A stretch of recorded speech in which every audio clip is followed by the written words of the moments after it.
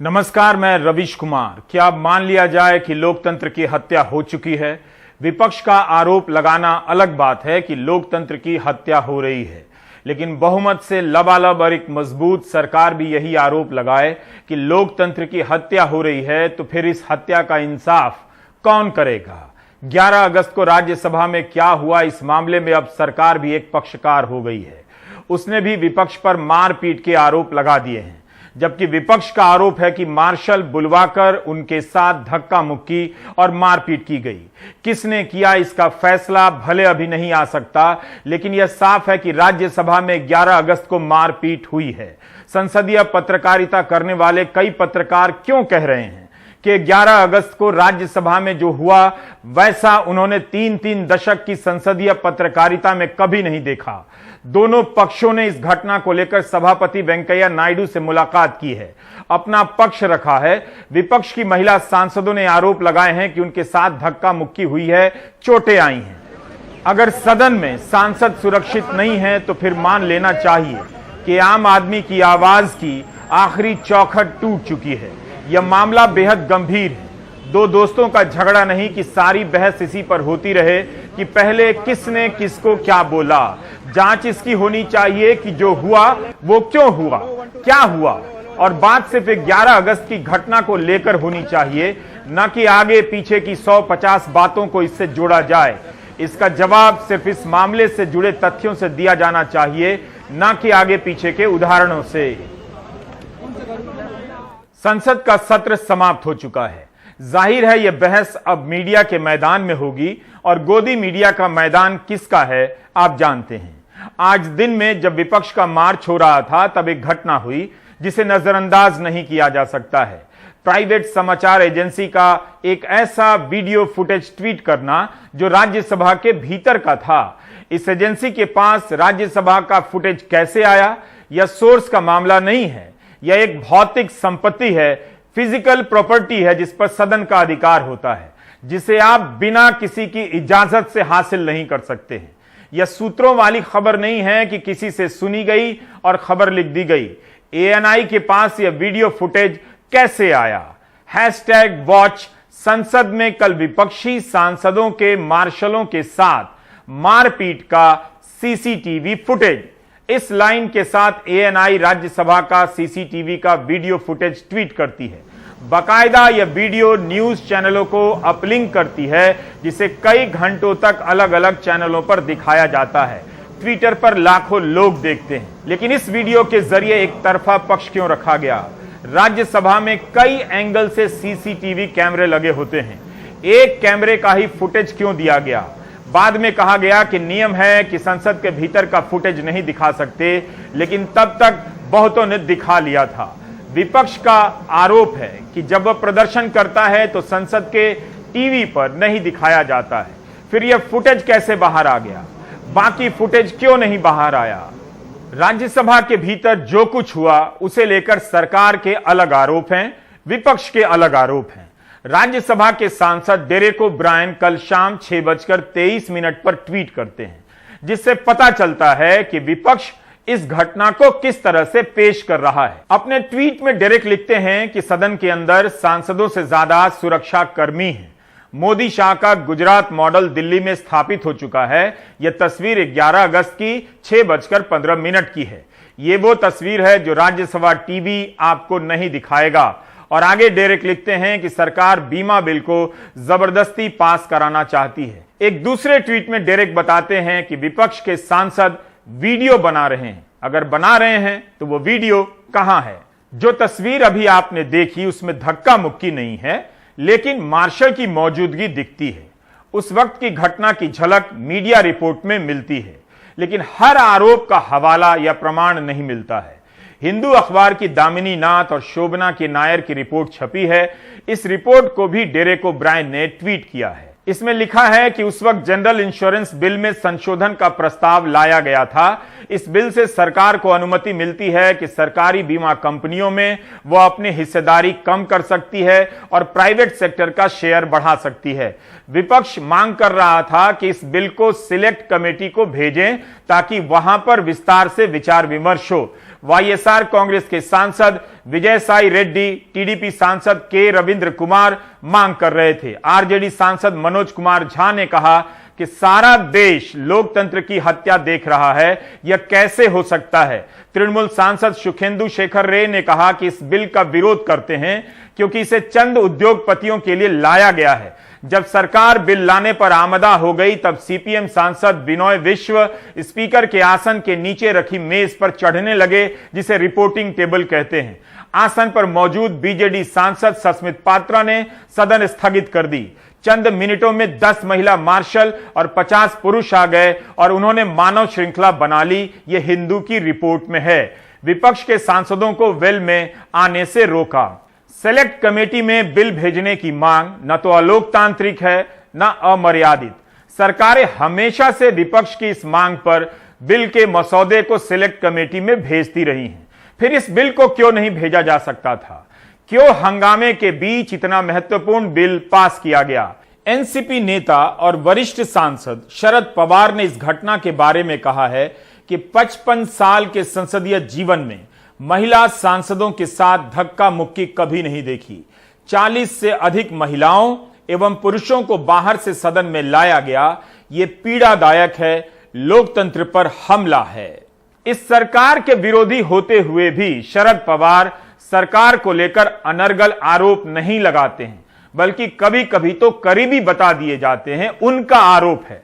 राजीव रंजन हमारे सहयोगी ने महिला सांसदों से बात की, जिनका कहना है कि उन्हें चोटें आई हैं, धक्का मुक्की हुई है। विपक्ष की सांसद रानी नेरा, छाया वर्मा और फूलो देवी नेताम ने आरोप लगाए हैं। हमारे साथ 2 महिला सांसद हैं जो कल राज्यसभा में मौजूद थी। उनसे पूछते हैं, रानी क्या हुआ था राज्यसभा में कल?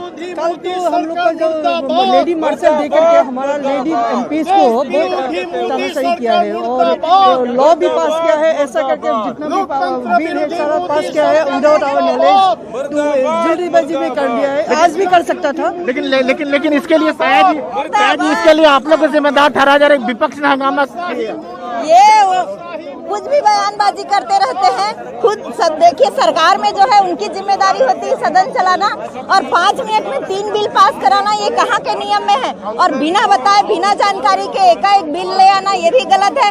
पूरी तरह से ये डेमोक्रेसी का मर्डर कर रहे हैं। कल हुआ क्या था महिलाओं के साथ? आप लोगों के साथ महिलाओं के साथ पुरुष मार्शल लोग धक्का मुक्की किए थे। देखिए हमारी छत्तीसगढ़ की सांसद, जिसके हाथ में मोच आया है। क्या नाम है आपका?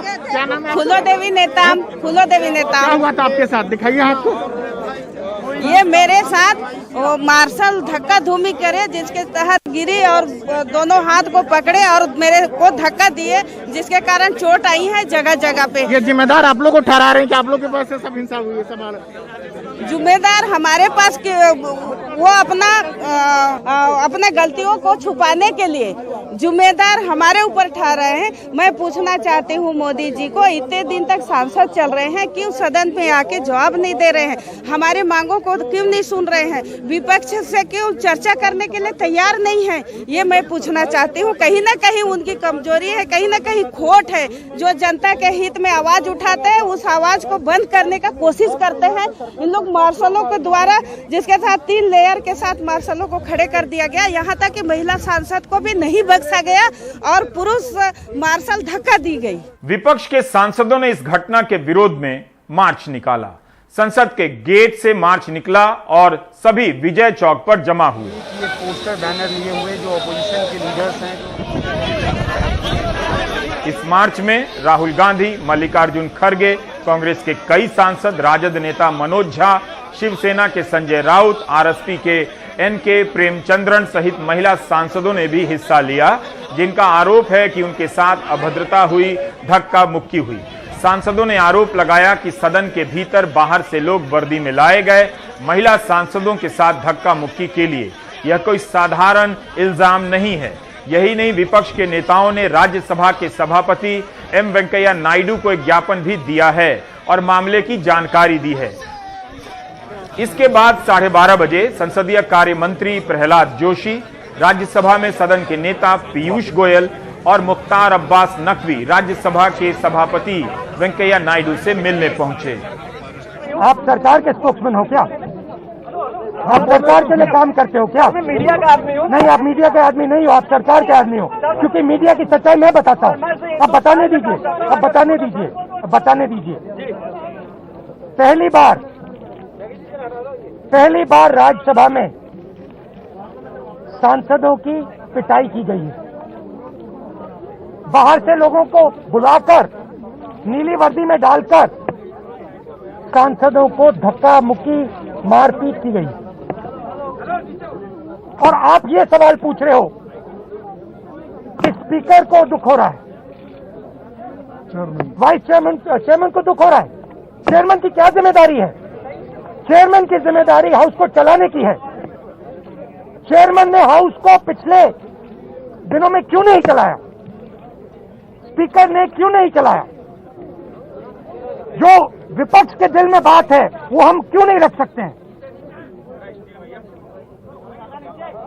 इसका क्या जवाब है? मैं आपको बताता हूं। क्या चाहिए? मैं आपको बताता हूं, मैं आपको और हिंदुस्तान को बताता हूं। यहां हाउस में कौन किस प्रकार से विपक्ष को रोक रहा है। हिंदुस्तान के प्रधानमंत्री, भाइयों और बहनों, युवाओं, जो आप घर में बंद हो आज, जो आपके फोन में पेगासस है, आप सुनिए, हिंदुस्तान का प्रधानमंत्री इस देश को बेचने का काम कर रहा है। हिंदुस्तान का प्रधानमंत्री 2-3 उद्योगपतियों को हिंदुस्तान की आत्मा बेच रहा है। इसीलिए विपक्ष हाउस के अंदर ना किसानों की बात कर सकता है, ना बेरोजगारों की बात कर सकता है, ना इंश्योरेंस बिल की बात कर सकता है, ना पेगासस की बात कर सकता है। यह सच्चाई है। राजद सांसद मनोज झा ने भी बुधवार की घटना का ब्यौरा देते हुए कहा है कि बीमा बिल को पास करने के लिए मार्शल लाया गया था। कल हमने अपनी आंखों से मार्शल लॉ जैसी परिस्थितियां संसद के अंदर देखी। इंश्योरेंस बिल पार्लियामेंट ने पास नहीं किया, मार्शल लॉ ने पास किया है। उसी तरह जैसे कृषि कानून, संसद में हम बेरोजगारी का मुद्दा उठाना चाहते थे, हम महंगाई का मुद्दा उठाना चाहते थे, हम काले कानूनों, किसान कानूनों की वापसी चाहते थे, हम पेगासस पर चर्चा चाहते थे। और इन सारी चर्चाओं में देश की सत्ता प्रतिष्ठान का अहंकार और गुरूर सामने आ रहा था।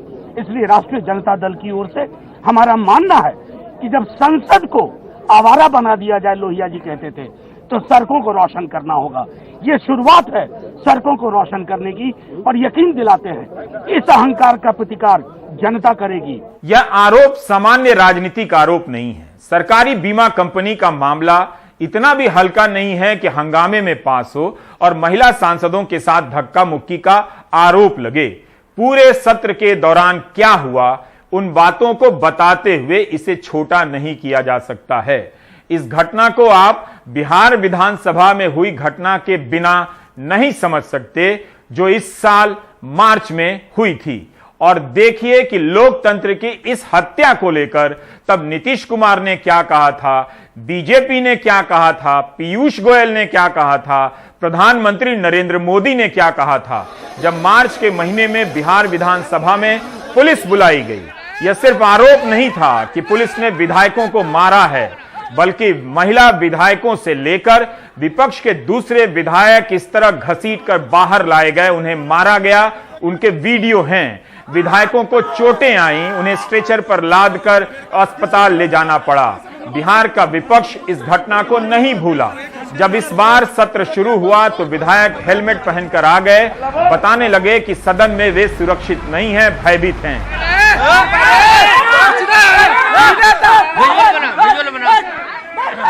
जांच और कार्रवाई नहीं हुई है, तब जाकर 2 पुलिस वालों को निलंबित किया गया, किसी अधिकारी के खिलाफ कार्रवाई नहीं हुई।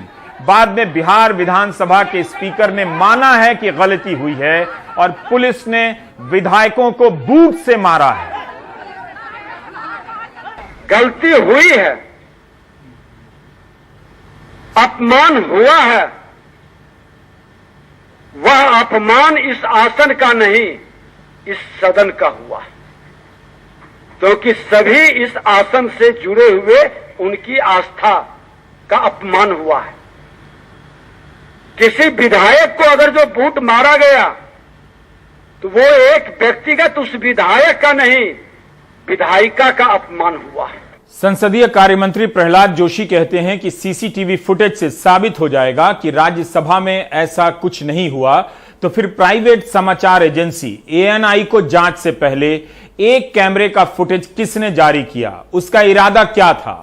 आज विपक्ष के सांसद सड़क पर उतरे तो सरकार ने भी अपने 8 मंत्री उतार दिए। Honourable minister of state of external affairs 8 मंत्रियों का प्रेस कॉन्फ्रेंस में उतारा जाना बता रहा है कि सरकार इस मुद्दे पर बैक फुट पर रहना नहीं चाहती। केंद्रीय मंत्री पीयूष गोयल, धर्मेंद्र प्रधान, प्रहलाद जोशी, भूपेंद्र यादव, अनुराग सिंह ठाकुर, अर्जुन राम मेघवाल, मुख्तार अब्बास नकवी और वी मुरलीधरन प्रेस कॉन्फ्रेंस में शामिल हुए। इस प्रेस कॉन्फ्रेंस में मंत्रियों ने 11 अगस्त की घटना पर भी बात की और पूरे सत्र के दौरान क्या हुआ उस पर भी। प्रेस कॉन्फ्रेंस का काफी बड़ा हिस्सा इसी पर रहा कि संसद के सत्र में क्या क्या हुआ। सरकार चर्चा के लिए तैयार थी, विपक्ष नहीं माना। मंत्रियों का सदन में परिचय नहीं हुआ, पेपर फाड़े गए, चेंबर में जबरन घुसने का प्रयास हुआ, टेबल पर चढ़कर विपक्ष ने प्रदर्शन किया, आसन के ऊपर रूल बुक फेंका गया। लेकिन आज सवाल एक ही है, 11 अगस्त की शाम राज्यसभा में क्या हुआ? क्या विपक्ष के आरोप सही हैं? प्रेस कॉन्फ्रेंस में संसदीय कार्य मंत्री ने आरोप लगाया कि बीमा बिल को लेकर विपक्ष ने धमकी दी थी। We were threatened saying that if you try to pass the bill, the morning itself we were threatened. I am using the words very carefully. We were threatened if you try to pass the bill, insurance bill and other bill by evening after the passage of OBC bill, then more disastrous situation you can see in the evening. What had happened yesterday, that was climbing on the table. More than that, it is going to happen. This was clearly told in unambiguous term. It was told to us. संसदीय कार्य मंत्री ने नहीं बताया कि किसने धमकी दी। नाम बताना चाहिए किसने दी। क्या संसदीय कार्य मंत्री ने राज्यसभा को सूचना दी कि विपक्ष विनाशकारी परिणाम की धमकी दे रहा है, ऐसे में बिल लाना उचित नहीं होगा? उस समय का पूरा फुटेज और रिकॉर्ड से ही इसका जवाब मिल सकता है। सवाल उठता है कि जब ऐसी हालत थी तब बिल क्यों लाया गया? संसदीय परंपरा तो यही है कि जब तक सदन व्यवस्था में ना हो, ऑर्डर में ना हो, बिल पास ना हो। यहां सवाल है कि क्या महिला सांसदों पर हाथ उठाया गया? क्या उनके साथ धक्का मुक्की हुई है? Mr. Pawar was wrongly informed, maybe by somebody, he's a very senior leader, but I have just given you the figures.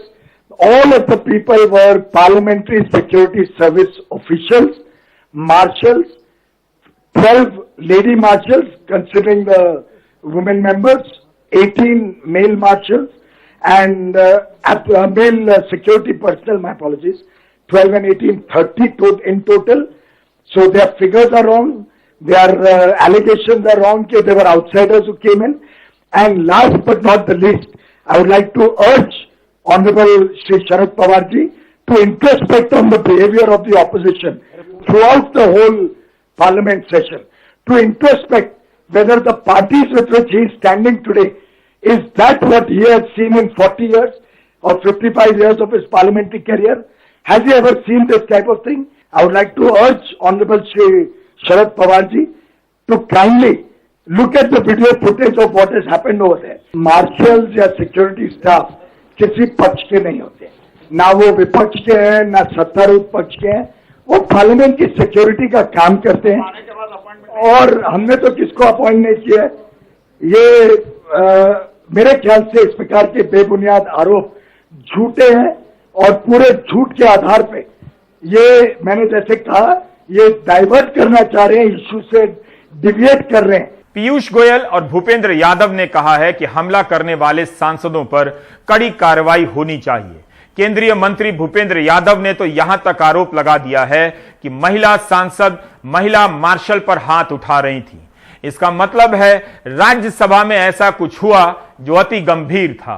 जिन महिला सांसद का आरोप लगाया जा रहा है उनका तो फुटेज सामने आ गया है, वो तो बल्कि उसका उल्टा है, वो तो खुद मार्शल के साथ हाथापाई कर रही है, और जो महिला मार्शल है उसके साथ बाकी सांसद कैसे किस प्रकार से व्यवहार कर रहे हैं।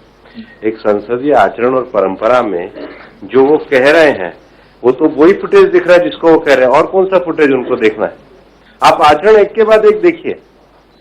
संसद में ये सारे आचरण कैसे हैं, इसका जवाब कौन देगा? जब जनता के हित की बात आती, जब जनता के बिल बनाने की बात आती, जब जनता के लिए कानून बनाने की बात आती, तो वो फिर हंगामा करने लग जाते। लोकतंत्र में कहीं हिंसा का स्थान नहीं है। संसद विचारों के आदान प्रदान करने के लिए, हाथापाई करने के लिए नहीं है। सरकार के पास इतना बहुमत है कि वह किसी भी नियम के तहत चर्चा करा सकती थी। मतदान भी होता तो भी सरकार को कुछ नहीं होता। तब फिर सरकार ने विपक्ष की यह बात क्यों नहीं मान ली? अगर विपक्ष पर संसद ना चलने देने का आरोप मजबूत है तो सरकार पर भी नहीं चलने देने का आरोप उतना ही मजबूत है। मंत्रियों की प्रेस कॉन्फ्रेंस के बाद डेरेक ओब्रायन ने एक वीडियो जारी किया और सरकार से 8 सवाल पूछे। उनका सवाल था कि लोकतंत्र की चिंता करने वाली सरकार बताए कि 10 मिनट की औसत चर्चा में 38 बिल क्यों पास किए गए और अब 10 में से एक बिल को ही स्क्रूटनी के लिए क्यों भेजा गया, मतलब बिल की जांच के लिए सिलेक्ट कमेटी में। डेरेक ओब्रायन ने यह भी आरोप लगाया है कि 5 साल में प्रधानमंत्री ने राज्यसभा में एक बार भी जवाब नहीं दिया है। अगर यह सही है तो क्या यह साधारण बात है? Why has the Prime Minister of India not answered a single question, not one question, answered in the Rajya Sabha by the Prime Minister in the last 5 years? Manmohan Singh ji answered 22 questions. Number 6, you're doing press conferences, answer these questions, don't faff. 6, why in 2 years government still hasn't elected a deputy speaker in the Lok Sabha? Why no deputy speaker? 7, why didn't you allow the opposition a discussion on Pegasus, internal security, repeal of farm laws? Why? Government must have its way, opposition must have its say. And my last question to those 8 ministers, whose business is it to run parliament? Is it the government business to run parliament responsibility or the opposition's responsibility? And who is the government accountable to? The people. We're representing the people. You don't have answers. You have faff. दोनों पक्ष कह रहे हैं कि धक्का मुक्की हुई है, मारपीट हुई है। विपक्ष की महिला सांसद कह रही हैं कि मार्शल ने धक्का मुक्की की, उन्हें चोटें आई। मंत्री कह रहे हैं कि महिला सांसदों ने मार्शलों के साथ धक्का मुक्की की। विपक्ष कह रहा है लोकतंत्र की हत्या हुई है। सरकार कह रही है कि लोकतंत्र की हत्या हुई है। मैं आपसे पूछ रहा हूं दर्शकों, आप जिंदा तो है ना? ब्रेक ले लीजिए।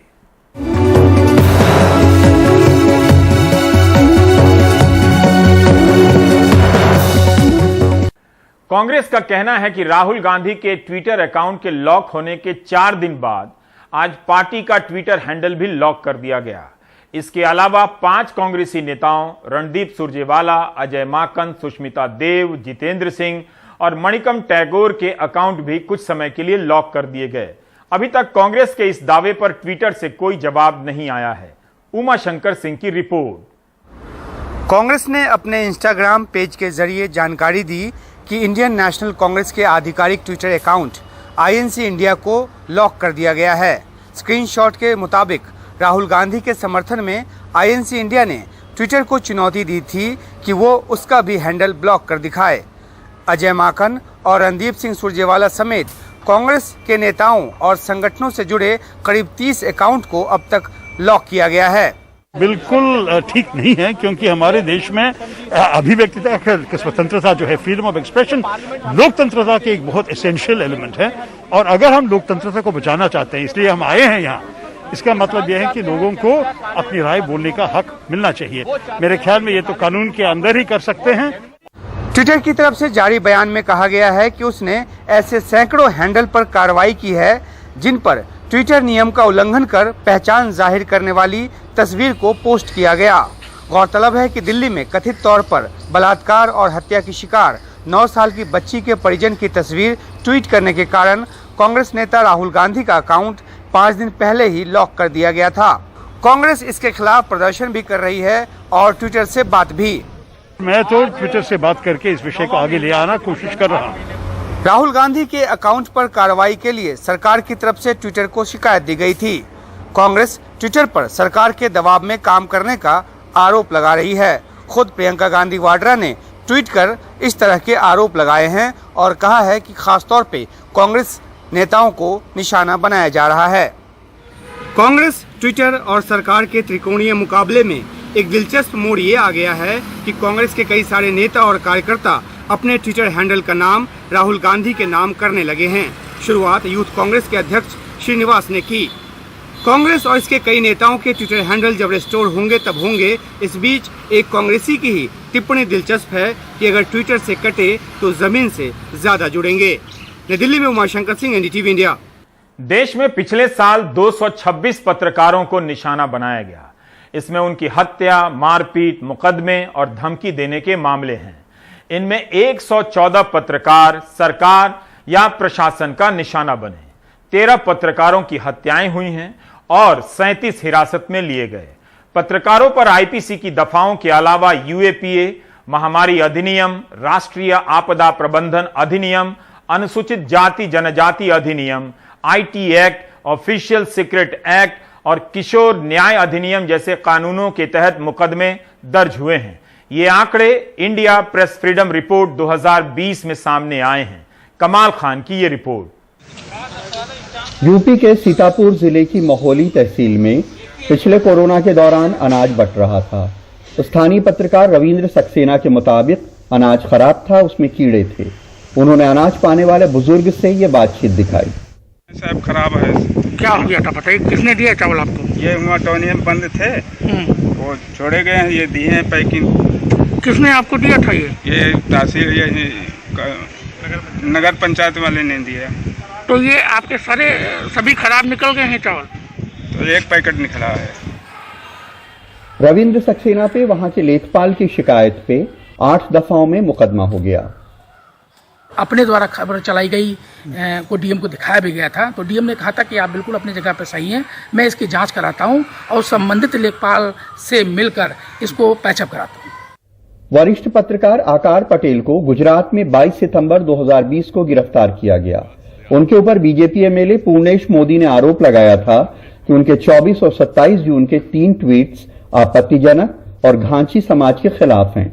आकार पटेल कहते हैं कि देश में कई ऐसे कानून अभी भी हैं जिनसे पत्रकारों को दबाव में लिया जाता है। Bharat world press freedom ranking में 142वें नंबर पर है और इसकी सबसे बड़ी वजह यह है कि भारत में ऐसे बहुत से कानून हैं, जैसे कि सेडिशन है, क्रिमिनल डेफेमेशन है और क्रिमिनल कंटेम्प्ट है, जिसके जरिए सरकार जो है पत्रकारों पर दबाव डालती है और पत्रकार ये महसूस करता है कि वो अपना काम नहीं कर पाता। पत्रकारों के खिलाफ 2020 में हुए मामलों को अगर राज्यवार देखें तो इनमें उत्तर प्रदेश में 37, महाराष्ट्र में 22, जम्मू कश्मीर में 18, दिल्ली में 15, कर्नाटक में 12, आंध्र प्रदेश और त्रिपुरा में 11-11, तमिलनाडु में 10, गुजरात, तेलंगाना, पश्चिम बंगाल में 8-8, आसाम, छत्तीसगढ़, हिमाचल प्रदेश, केरला, उड़ीसा में 7-7, पंजाब में 6, राजस्थान में 5, बिहार और मध्य प्रदेश में 4-4, अरुणाचल प्रदेश, हरियाणा और झारखंड में 2-2, अंडमान निकोबार, चंडीगढ़, गोवा, लद्दाख, मणिपुर, मेघालय, नागालैंड और उत्तराखंड में 1-1 मामले हुए। देहरादून के पत्रकार राजेश शर्मा को पुलिस ने 31 जुलाई 2020 को गिरफ्तार कर लिया। उनके ऊपर कई आपराधिक दफाओं के साथ दफा 124A में देशद्रोह का मुकदमा भी दर्ज किया गया। राजेश कहते हैं कि पुलिस वालों ने उनसे कहा कि उन्हें विकास दुबे की तरह मारने का आदेश है। रास्ते में उन्होंने मुझे कहा कि त्रिवेंद्र सिंह रावत जो उस समय के मुख्यमंत्री थे कि तुम उनके खिलाफ अपनी अखबार में बहुत खबरें लिख रहे हो और अब राजद्रोह का मुकदमा झेलो, अब पता चल जाएगा, 2 साल से पहले नहीं छूटोगे।